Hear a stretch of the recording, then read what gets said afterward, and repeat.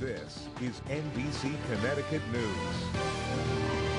When you think about safety in the restaurant, the food or the kitchen might come to mind. But what about the ice machine? Our hidden camera investigation found some shocking results. NBC Connecticut investigative reporter Monica Buchanan has more.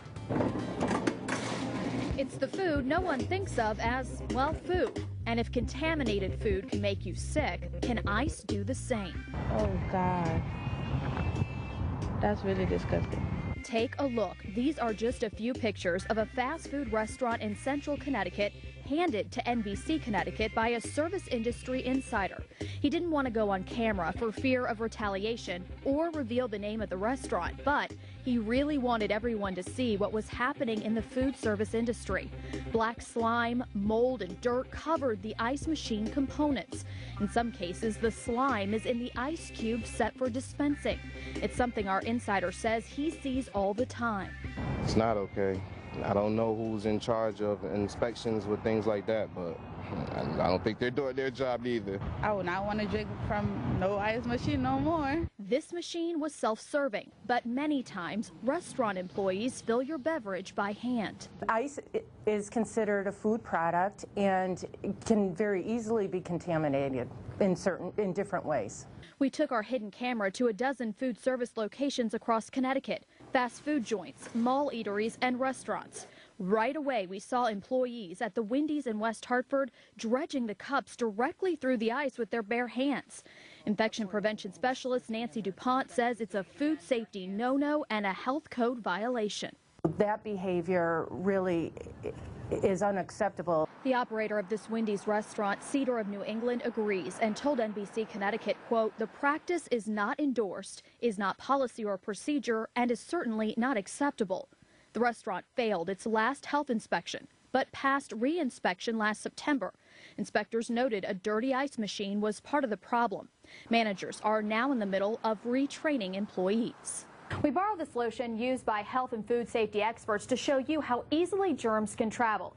Now, this stuff glows under ultraviolet light. One squirt roughly represents the amount of germs in a sneeze. Rub it into my hands, pick up my cup, dredge it through the ice, and you can see what happens. I've transferred my germs onto the cup and through the ice. Most definitely, it can spread contamination and cause illness. And that made the next thing we noticed a little more disturbing. Employees who handle ice touch everything around the service counter, including money.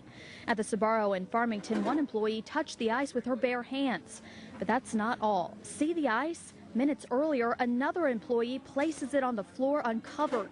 DuPont says it's not good practice. My concern would also be the storage of the ice. It appeared that it was on the floor near the counter without a cover over the ice, enabling particles to drop into it at any point in time.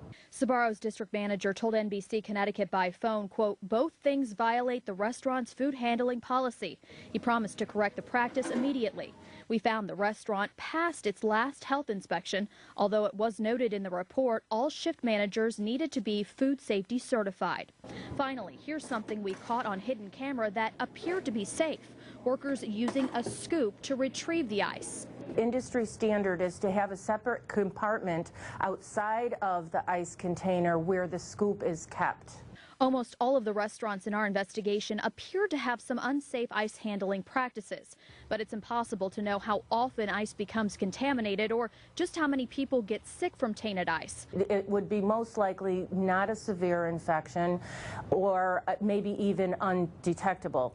Here's what you can do. Experts say if you want to avoid contamination, you should pay attention to how servers handle your ice or skip it altogether. You may not be able to recognize it. It may not be visible to the naked eye. In this case, though, chances are it would be.